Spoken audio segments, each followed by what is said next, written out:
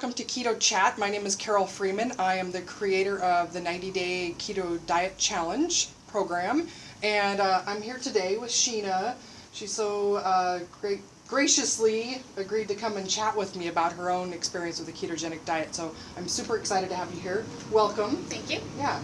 So, Sheena, who are you? Tell us about you. Who am I? All right, well, I'm a personal trainer. I've been doing that for about the past 10 years now. Okay. Crazy. I've got 2 boys, 7 and 11, that I truck around to all sorts of sports, and we like to get out and hike and camp and ski and all sorts of that stuff. So you're the true soccer mom. Yep, pretty much.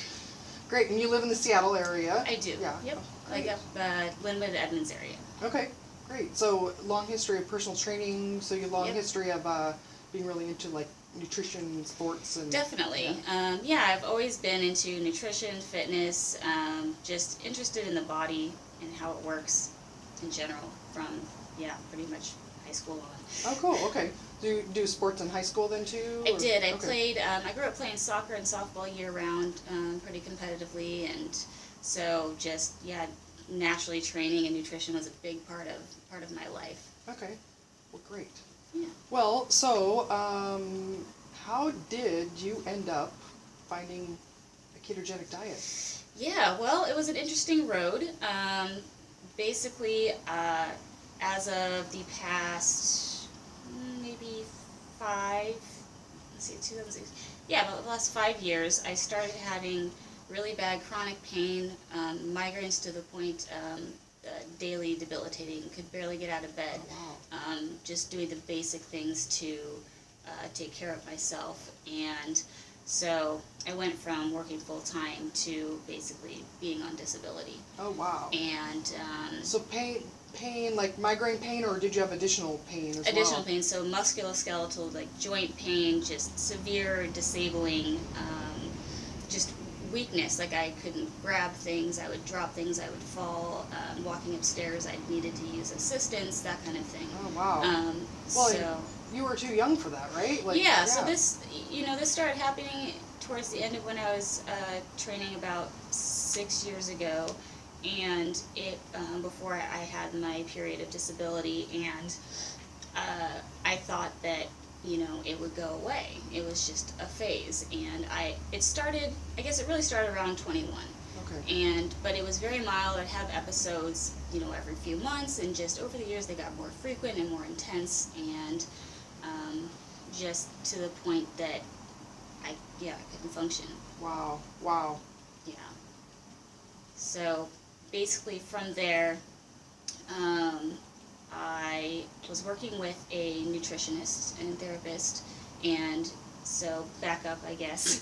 Well, yeah, because I can imagine, like, what were your doctors even saying about what was wrong with you, or? So they really had no idea. I was sent to neurologists, rheumatologists, cardiologists, the works, Yeah. everything. What kind of labels did they start putting on you? Basically, I was told that it was an unspecified autoimmune disorder, had a positive ANA, and but the other tests were inconclusive, so we don't really know what's going on, but there's something going on. Right, okay. And so in addition to this, I have Raynaud's, which is basically really bad circulation to the extremities, and so another kind of autoimmune factor. And the migraines I had off and on since 10. I'd had that label for a long time, but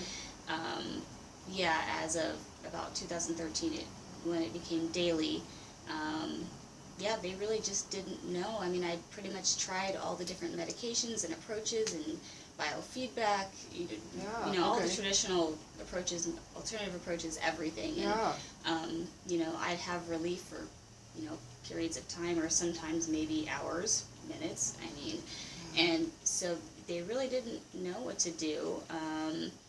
And so, working with my nutritionist, I've been seeing her for years, and she'd watch this just kind of keep getting worse and worse. Yeah. And she knew all the different things that I had tried and that hadn't worked, and she's like, have you heard of a ketogenic diet? And I'm like, no. I'm like, what is that? I'm like, remember back to college, I studied biology in college, and I'm like, ketosis. I'm like, that's not a good thing, right? Yeah. Right. We all learned that originally, like, oh, stay away from ketosis, you're gonna die from it. So I was like, okay, and she's like, well, it's a really high fat diet, and I was like, Argh. So let's pause there, because this reaction, I mean, a lot of people have a reaction to like high fat being scary, but for you it was particularly scary and challenging. Yeah, so I guess compounding all the factors is, so I struggled with an eating disorder since about high school, through adulthood, and I had periods where it was basically in remission, and I functioned well, and it wasn't a problem, but I guess over about 5 years ago, it got to a point where it was pretty debilitating. Okay. By pretty, I mean completely. Yeah. And so how would you characterize your eating disorder? So it was a combination. It was basically, I mean, there's so many different ways to label it, but basically anorexia with purging. Okay. So I would struggle with getting enough in. So basically, for me, it's like I would restrict everything during the day, and especially fats. Yeah. That was the big scary one. Because they have tons of calories, right? Exactly. Yeah. So you learned that there's 4 grams of per carbohydrates and protein, but fat is 9. So it's like, I don't want to have that. That has a lot more. Right. So, and I just never been, ever since a little kid, it wasn't palatable to me. Okay. I just never really, it never felt good in my body. Okay. And so, I just kind of avoided it like the plague. And so as I got more into recovery and was able to integrate normal levels of all foods back into not all foods, that I guess another aside is I have a lot of different allergies and intolerances that also made it difficult to find foods that made me feel good. A lot of foods, I had a lot of fear around food because a lot of foods made me sick, and I didn't know why. Well, and you shared with me before too that part of your struggle with finding the right healthcare practitioners to work with was a combination of eating disorder and food intolerances. Yeah. The line would often get blurred for practitioners, being able to tease those apart for you. And basically, I mean, I went to several treatment facilities. I worked with several different dietitians and therapists, and I would say a good 80-90% of them were just like, this is part of the eating disorder. And something inside me was like, I just don't think it is. It's like it caused me to question and doubt myself, and so I'm like, well, maybe I will try this and just see how it goes. And so during one course of treatment I did for like probably about 6 to 8 weeks, I reintroduced everything back in my diet. By the time I left that facility, I was on 35 medications. Because of all the symptoms and pain that you were having again. Okay. And so basically, I just kept getting sicker and sicker. Okay. And I was and that's the standard treatment, and that's what I was trained as, is that to treat an eating disorder, you have to legalize all foods and, not make anything off limits. But I'd always struggled with, well, how do you work with when people truly do have food allergies or sensitivities? And how do you marry that with an eating disorder if you're supposed to legalize all foods, but these foods for you would cause severe pain and reactions and migraines? How do you do that? So that was part of your struggle as well. It was. And so, working with that and all the emotional, psychological components, it took a while. Yeah. But, over a course of a few years, I finally was able to bring everything together, and finding a practitioner that actually worked with the intolerances and just helped me to listen to my gut, my intuition, and just eat more foods that made me feel well. And so as I started to eat foods that, mixed well with my body, I wasn't afraid of food anymore. Great. Well, and I'm sure that having a healthcare practitioner that really, believed in you and that validated everything, your own experience of trusting your body. That was huge. That was huge, because I'd been told over and over again not to trust myself, not to, that I was an unreliable source. And so I found what actually launched me into recovery was learning to trust myself and just listen to that inner voice. And because it had value, and there was something there, that little voice in my head wasn't just a nuisance. Yeah, that's so great. Yeah, that's really great. I can imagine that gives you like a great inner peace. Extremely, because fighting what felt right to do what I was told was right. Yeah. And then having the results just not getting results, just being really confused. It's like, well, what am I doing wrong? Right. And I just kept thinking I was doing something wrong, and it's just I'm not able to grasp this. I'm not able to do it, and it was really just I wasn't following what felt right for me. So yeah, that's great. Yeah, that's a great success story.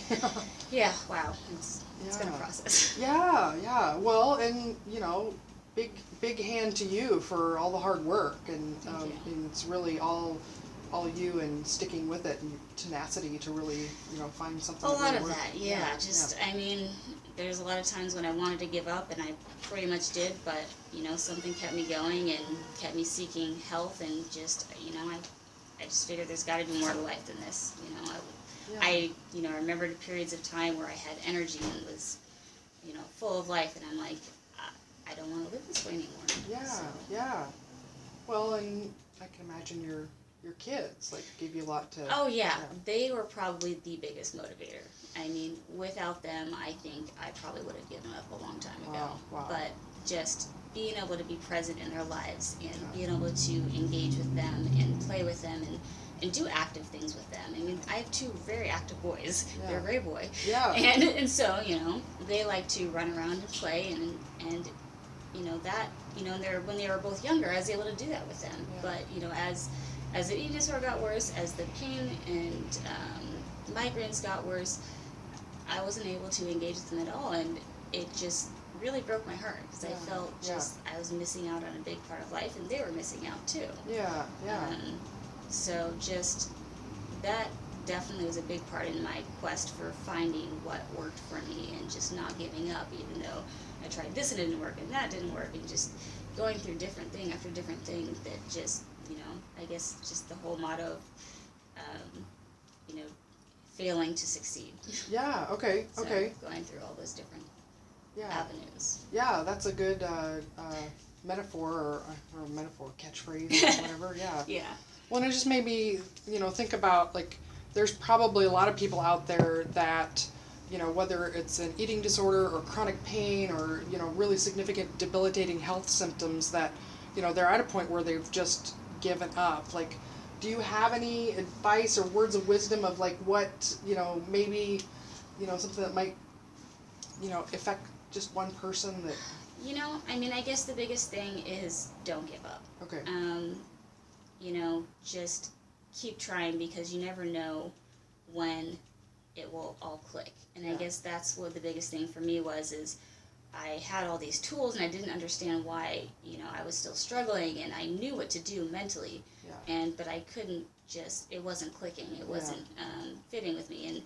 And so just know that everything does come together in time. And it takes a lot of time undoing all of the patterns that have been set your entire life. Yeah. And that's really what, takes so long, is not only do you have to learn new habits, but you first have to undo everything that was built in the first place. So it's habits and healing together. Exactly. So it's very multifaceted, and different components come together at different times. And I think it's when you find that full kind of recovery, healing place, it's after all those things have pieced together over time, because it doesn't all happen at once. Okay. Yeah. So don't give up. Don't give up. Don't give up. Yeah. Well, so let's go back to when your nutritionist started suggesting adding a little more fat. So we already talked about how that was a scary thing, because that was the highest calorie food. Yes. So basically, she had seen some studies with epilepsy, and there's been a lot of overlap with migraine treatment and epilepsy treatment, medication-wise and other. And she was telling me how the results that people were getting, and she's like, I wonder if this might help you. And so previous to this, my naturopath had been getting me to increase my fat intake, and actually doing eye drops of ghee or castor oil in my eyes. Oh, And interesting. to increase the lubrication. Oh, okay. And so just really the idea of getting more oils in. Yeah, yeah. And so kind of off that foundation is like okay, well that kind of makes sense. Like this has been helping, getting more fat, more oil. So taking in dietarily makes sense. Like it's a big way to get it in. Yeah. So my obstacle was just the mental block of taking that much in and how to even do that. Like what do you eat? So I started slowly just adding in more and more. Just for me, it started out just a lot of nuts and seeds, and I've never been a big animal fat eater. I was actually a vegetarian for many years, Okay. but I'm not anymore. But so that took me a little bit longer to getting into eating more of the higher. So like bacon and cheese were a little more scary for Oh, you? very much so, yeah. And actually, funny, bacon I really liked. Okay. Random food that's really high fat that I liked. But I think just any other pork. Okay. That was difficult, and mayo. I had a huge issue with mayo, and I never cooked with olive oil or any butter. That so was you probably just were foreign. like a pro at all the like low fat cooking techniques. Oh, and very. Spray the pan and wipe it out. Yep, and I even knew all the switch outs for baking, and I had it all down. Yeah. So I had to reverse all of that. Okay. I'm like, okay, how do I get as much fat as possible in this? So it was a really just flipping everything upside down. I'm like, okay, what have I been doing? Okay, do the opposite. Yeah. And so that's pretty much the approach that I took, and it worked really well. So what went through your mind? Like, what helped make that switch for you when, you're used to minimizing fat as much as possible to now all of a sudden you're being recommended to add as much fat as possible? Yeah. What did you, were there certain thought strategies that you had to help you through that, or? Yeah, I guess, my first thinking was just, or my first, I guess, guideline was just getting it above like 60%. Okay. And so, I'm like 60% of your calories per day, right? Yeah. Okay. Yeah, 60%. And so, even though I don't necessarily count calories anymore, that was a big part of my eating disorder. Yeah. Okay. I still have an idea of breakdown of like what I'm getting from different things. So I'm like, okay, I need to I'm gonna have to use oils and butter. And so that was kind of my first line is adding on all those things that I've been avoiding all my life. Okay. So just adding on extra fats. And the next line was just kind of adding in higher fat meats. Okay. And just leaning more towards that, and then decreasing. Then like the last line was decreasing the carbohydrates. Okay. And so basically that was the last one because I, just coming from the background of the eating disorder, didn't want to restrict, and I didn't want it to lead to any unhealthy restricting. Okay. And so I was a little bit nervous about that, but... Yeah, so your adaptation to a ketogenic diet then sounds like came in phases where you... It did, Initially it was just adding in fat. Yeah. Then once you got more comfortable and ready, then it was about cutting back on the carbohydrates. Yeah, then. and so I, one of my big food allergies and intolerance is gluten. Okay. And so, I had been eating gluten-free for a long time, and then had gone grain-free because of all the inflammation. Yeah. Okay. And so that had helped me a lot. So I'd already taken out quite a bit of the major carbohydrate loading foods. Yeah. So most of it was just more of the circumstantial stuff that's in stuff that you don't really think about. Right. Okay. And so just paying attention to those things and being more mindful of my food choices. Yeah. Okay. Okay. And so,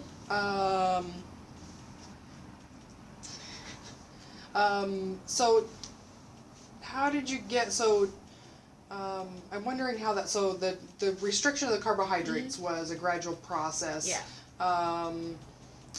tell me how that was then, starting to introduce this restriction part of this way of eating. Yeah.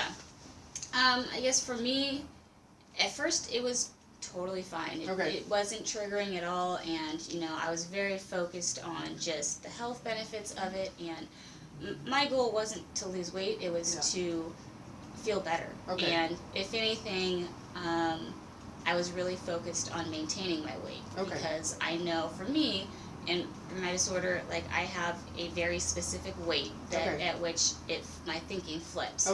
So if I stay above that weight, I maintain normal thought patterns and behaviors, and for some reason I go below that line and I'm like, nope, I gotta lose more weight. So for me, it was really important to get enough in to stay above that line. And that was kind of just, that was my baseline. So as long as I did that, good to go. As I got more into it, it did get a little bit harder with the restriction. Just feeling like, I guess the cravings. I guess that's what it brought up, was the cravings and how to manage those. And that was tricky, because I have the restrictive tendency, but also the purging tendency of wanting to get rid of anything that I felt was excess or not good for me.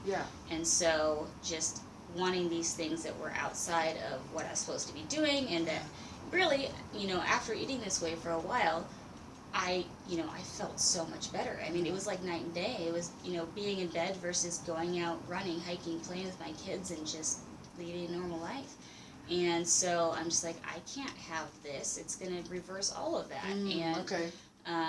So it was pretty black and white, but, sometimes I would have a little of this, and it was okay. And then I'd have another time, and it's like, ooh, that's coming back. And so just, I guess, figuring out the balance of, I guess, satisfying those cravings without going too far. I guess, if that makes sense. Getting outside of, like, I guess, the kind of zone that my body works best in. Well, and you've shared with me then that that you more so than ever, you really listen to your body and follow your hunger and what sounds good. And I think that was a big part of figuring out how this would work for me, because it's a pretty black and white diet for the most part. Right. I mean, a ketogenic diet is one of the most restrictive diets that there is. So I think for me, I just kind of had to make it my own, and just most days I'm staying under that carbon allowance, and in ketosis. But there's days where I do allow myself a little bit more carbs, and that my body, for whatever reason, is just saying, hey, I need this today. And so I'm like, okay. And then I do that, I allow that, and I just continue on. And it works. Well, and it sounds like, too, it's more about just tuning into what your body really needs rather than, like, just feeding a craving, which for some people can be really fine line. That's very true. I guess there is a difference between just the craving of, like, I gotta have this now because I want some sugar, I want whatever, versus just like I feel like my body's like wanting something, and I think because of my history with the eating disorder and just a lot of the treatment of that is just really learning how to be intuitive and listen to your body's needs. I really am able to tease those apart, and I can tell when I'm just like, oh, I just want this because it's in front of me and my kids are having some cookies and now I want one too. And so it's, for me, it's like learning my ways around that versus like, my body's saying it wants something, and if I don't give it this something, it's going to keep nagging me. Well, and you can probably tell, based on what the food is, right? Because if your body is telling you it needs a cookie, generally it's not really because it's the nutrients in it. Exactly. Yep. So typically, if I find like I'm wanting something sweet, I'll have a little bit of honey or a small piece of fruit, and like literally like a couple bites of a fruit. And I'll know. Like, is this a craving, or do I just I just wanted that because it'll either taste really sweet and like, nah, I don't really like that, or it'll be like, ooh, I want more. So So the want more is a sign that maybe it's more of a craving. Than Exactly. It is okay. Yeah. So I mean, if it's not a craving, usually I just have a little bit, and I want something else to eat. Like it's kind of a side. Okay. Versus like no, I just want more and more of this. Yeah. Type of thing. And, Yeah. yeah.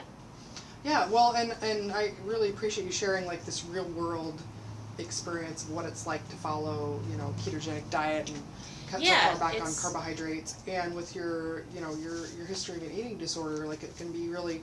I know when I've known you for a while, and when I heard that you were following this, I was really intrigued because I wanted to hear the story of how do you marry those two things together. Yeah. And it sounds like a really big motivator for you is just really focusing on all the health improvements and how terrible you felt before. And it is. that's one of the things. I mean, we'll talk about this in a second, but you're in my 90-day challenge program, and that's one of the things I focus on every week is encouraging people to really reflect back on, why are they following this? Why are they eating this way? And remembering all the health improvements that they've experienced and really reflecting on how terrible they felt before. Because for me, that's one of the things that keeps me going. I mean, I enjoy the way I eat now, but in the very beginning, it was like remembering being bedridden for 3 months. Yeah. And not being able to work and not being able to even see family or friends. And that is a huge one. And if I forget about where I came from, it'd be really easy to just fall back into old habits. And exactly. Yeah. So I just really appreciate that you sitting down and chat with me and sharing with everyone and how those two things can work together. So you have a unique approach. So most people that follow a ketogenic diet are not able to introduce carbohydrates. Although I know there's some approaches out there where they encourage women to eat more carbohydrates, like 1 day a week or something like that. And the pattern that I've noticed is that that women that don't have a previous history of diabetes or insulin resistance, and something that is a telltale sign of insulin resistance is a lot of abdominal obesity or just obesity in general. Women that have that history or insulin resistance don't do very well with increasing carbohydrates or having a high carb night or one meal that they have a lot of high carbs. However, you don't have that history of insulin resistance or anything, and so I think that's one of the things that makes that work well for you, that your body can have those occasional higher carbohydrate foods, a small amount, and then your body just is so adapted to this higher fat, ketogenic lifestyle that it can bounce back. So it's what I forgot who the guy was reading about, but he talks about it being metabolic flexibility, and that's actually a really healthy state that you can have different types of foods, and then your body can flex back into this fat burning mode with no problem. So that's actually a sign of a very healthy metabolism. All right, that's exciting to know. But the people with the history of insulin resistance, which I know I was in that category, we probably have such damaged metabolisms that I don't think that I would be able to do the same thing, and not for people that have more of that insulin resistance, it triggers this overwhelming desire to just keep going. And I know for my clients that have tried that, it ends up being like a week to 10 days or 2 weeks for them to get back on track. So I mean, I've definitely experienced that where it has derailed me for a week or so. And I think that because I've been doing this for almost a couple years now, I learned a lot from each time that happened, and what led to that, and what things I can introduce and what things I can't. So there's definitely for me like off limit foods that are just very triggering, and I just I'm gonna want more. And it's not for me. I just try to eat things that are gonna make me feel good. And if it doesn't fit into that, then I'm like, well, why am I eating it? And so then I kind of look into more of what's going on that I'm not addressing. Well, and it's such a good example to show that you didn't just adopt this diet one day and then you stuck with it and it was so easy. No, this has definitely been a process over a lot of time, and I put a lot of thought into it, and there's a lot behind my why, and I've tested it out, gone then gone back to the other side, and like, I'm like, well, maybe that was good for a period of time, but maybe I don't need to do this forever. Maybe it's just that's what my body needed, and like, nope, my body really likes this way of living. You know, it just functions so much better, and you know, I guess for me sometimes, especially having kids and like all the different types of stuff that they have around, you know, parties and sports snacks and all that kind of stuff, and you know, we've never kept a ton of that stuff around at home, but it gets introduced, and you know, one thing I used to do a lot of with my kids is baking. Okay. And so, you know, getting more into this kind of lifestyle, just that kind of food doesn't really fit anymore. Okay. And so that was hard for me, and so I just kind of finding foods that I enjoyed but didn't have that negative effect on me. Okay. Yeah. Well, and that's a big part of what I work with a lot of my clients is, you know, we had our identity before when we were following whatever way of eating, and it sounds like part of that for you, your identity was, I bake with my kids. Yeah. And so as you're learning this new way of eating that actually makes you feel really good, then you're left with this part of like, well, but this is part of my identity is baking with my kids, and then you have to kind of reconcile those things. How do you fit that with that? Does that mean you bake keto things, or does it mean that goes away? And that's a lot of the psychological struggle that I know that... Yeah, and I think that's probably been one of the most challenging aspects is all the stuff that I have around for the kids. Okay. And you know, most days it's not an issue, but when, for me, it seems like it comes in cyclical monthly cravings. Okay, I think it, you know, correlates with the time of the month. Yeah. And so just knowing that that's gonna come every month, I kind of plan things. Okay. Just, you know, that, you know, I can have things around now, but this time, like, let's not be baking this and making that. It's going to make me want things, and then I will feel sick if I have it. So, so for me, I usually do a lot of cooking in advance, and just I store stuff in the freezer. Okay. So I can have kind of whatever I want on hand. And one of the things for me that's helped a lot is just making kind of a cookie, I guess, I suppose, with just nut butter. Okay. And like the old egg and nut butter? Or? Yeah, so instead of egg, I use a flaxseed egg. Okay. Right. So okay. I can tolerate a little bit of eggs once in a while, but if I can make stuff without it, I do. So, yeah, just an aside. Okay, yeah. Yeah, okay.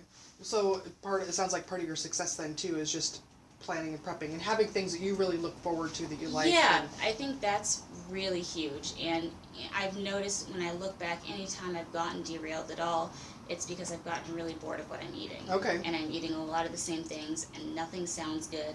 And so just, you know, figuring out ways to have variety. And it's really hard to have variety when you have like 10 different intolerances. So, and on a restricted diet. So, just, you know, experimenting. I've experimented a long time with different recipes, and so just learning how to adapt them to what I'm eating and how to substitute different ingredients to get the consistency right and that stuff, so that you know, I don't feel like I'm missing out on anything, and really just learning, I guess, new foods that I haven't really eaten before. Okay. And just kind of opening that, and that's helped me a lot to have variety and just enjoy food. Very cool. And you said something too that I think was really impressive is that your focus is on, I don't want to eat that because it's going to make me feel bad, rather than, I can imagine in the past it was, you know, I don't want to eat that because it's got too many calories. Yes. Yeah. So, I mean, what I eat and don't eat really just is a function of how's this going to make me feel. Yeah. And, you know, I don't eat weight's not on the table. That's a completely separate issue, and, you know, I look at that if I need to, but, you know, I get weighed when I go to the doctor, and that's about it. I don't even own a scale, and, you know, really, I just go off how I feel in my body. I'm like, do I feel good? Do I feel strong? You know, and, you know, can I do activities that I like? That's what's important. Yeah. How empowered do you feel now? Incredibly. Yeah. I mean, it's nice to just eat for, what I'm trying to think of the word for feeling good is. Yeah. Just eat to, it's nice to just eat to feel good instead of, eating or not eating out of fear of something. Yeah. And, yeah. Oh, that's great. Yeah. I'm so happy for you. Thank you. Yeah. It's been a long time coming. Yeah. That's great. So I'm wondering if you'll share a little bit, because you've been participating in my 90-day Mhm. keto diet challenge, and I just wonder if you'll share like some of the things that you like about it. Okay. Yeah, definitely. A lot of things. I mean, one, it's so structured. Okay. And it's just, everything is planned out to a T, and that is so incredibly helpful. And even though I've been doing this for a long time, there's a lot of, details that I didn't even know about. Okay. And so, not only the structure, but the detail and attention to information that makes it possible to be successful. Yeah. And to understand what's going on behind it. So you're not just blindly following something just because somebody told you to, but you actually are understanding why you're doing what you're doing, Yeah, and okay. why it's working for you. So I think that's had huge value for me, and it's having the different meal plans, getting ideas of what to pair, and what kind of works together to get the fat content up, and what things have hidden carbs in them, Okay. basically, Yeah. that I never would have known before. And so just little things like that, I think, go a long way. Yeah. And another big, the group, just having that group, Yeah. and different, seeing different people's successes along the way, and how, I think it's neat to see how each person kind of progresses along and takes things in, and I think it's neat to see just the variation, Yeah. and Yeah. just how it works for each person. Yeah, because there's definitely some underlying themes. A lot of the people going through the program have this chronic pain or some kind of Yeah. pain, but they also have a lot of other goals and whys that they're doing this Yeah. program. So there's definitely a lot of variability, but there's also Yeah. some similarities that you all share. And so you're saying seeing the group, so you get to interact with the group both on the weekly webinars, but then in the Facebook group that's ongoing. Yeah, and I think I really like that opportunity to be able to interact, and just one, seeing what other people are eating, Yeah. seeing what other people are struggling with, because it's like, oh, I'm not the only one. Yeah. Seeing other people's successes and just being motivated by that, and just like, oh, they made it through this hurdle, I could make it through that hurdle. Yeah. Kind of mentality, and totally forgot what I was just thinking. So one part of the program, so I give a lot of education about nutrition and ketosis and ketogenic, what foods make this. But there's also the bonus of like the psychological part that I throw in That's as what I well. That's what I Yeah. was So how do you feel about the fact that I'm encouraging you to think about your feelings and how you use food that way? And Oh, it's great. I mean, it's a lot of things that I have done in the past, Yeah. like along basically my recovery journey. Yeah. But it's things that I've kind of lost along the way. Okay. And so, but for most people, they haven't had the opportunity to learn all those things. Right. So for me, it's a refresher, and it's wonderful. Yeah. But, for some people, they're getting tools for the first time Yeah. that they never would have, had access to begin with. Yeah. And I think it's vital, and it's what's missing from a lot of, I guess, just black and white programs. It's Right. like, well, there's this other component is, how you feel around food, and it's like sometimes people never even get to that. Yeah. And so they follow some program for a while, and then they fall off, and they don't know why. Right. And so I think this helps people learn to be in tune with themselves, and so it just allows people to be more successful, I think. Yeah, I appreciate you saying that, because that's the reason I brought it in. Yeah. Like my whole goal is I want everyone to be successful that follows Yeah. it, and I want to give them all the tools and information they need. And like you said, that's a really big part of it, is that there's a lot of diet programs out there. There's a lot of, ways of changing what you're eating to be healthier, or to, to lose weight, or to get rid of pain, or, well, actually, there's probably not a lot of ways of changing your eating that get rid of pain, but, as well as keto anyways.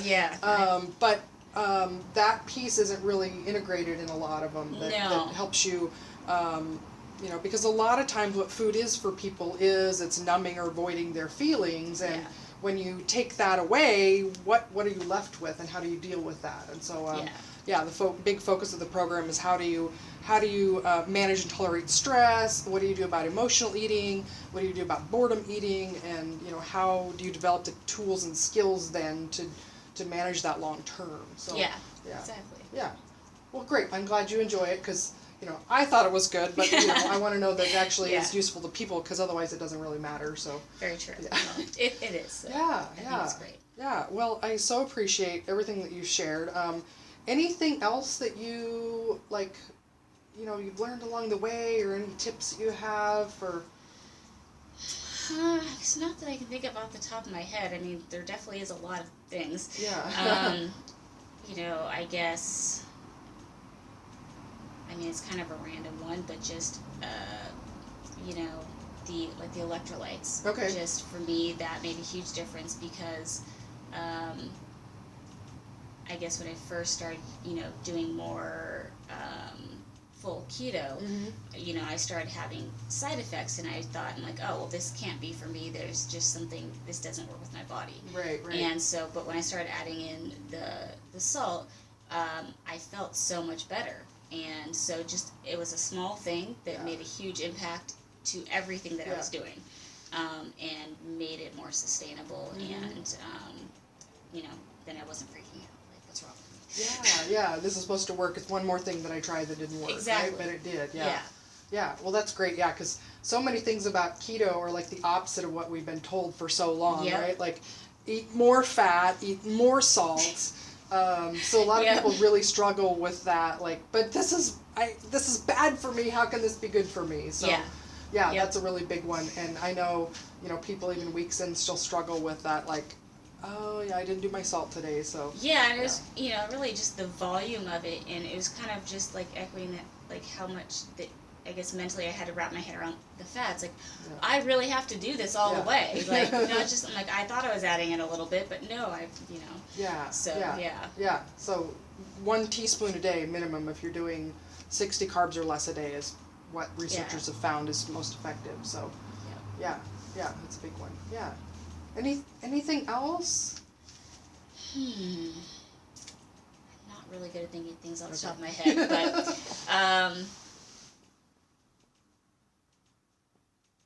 No. I mean, there are so many things, but, I'll probably think of it as soon as we stop. Yeah. Well, we can always have you back again with your follow-up and advanced tips for... Yes. Yeah. Well, so are you open to new clients right now in your personal training? Yeah. So tell us about what focus do you have in personal training? So right now, my focus is really, I guess it always has been. I've done a little bit of everything, including weight loss and kind of corrective exercise, or kind of post-rehab, post-surgery, working with people that have had medical conditions, like diabetes and insulin resistance, and maybe any brain injuries, that, things that impair the way that their body works. Okay. For me, it's really interesting to see just how the body adapts and, I guess, gets better, really, and just goes beyond people's expectations of what they can even do. And so it's really just encouraging to just watch people grow, and just not just physically become stronger and more fit, but just how it proliferates into every area of their life. Yeah. Okay.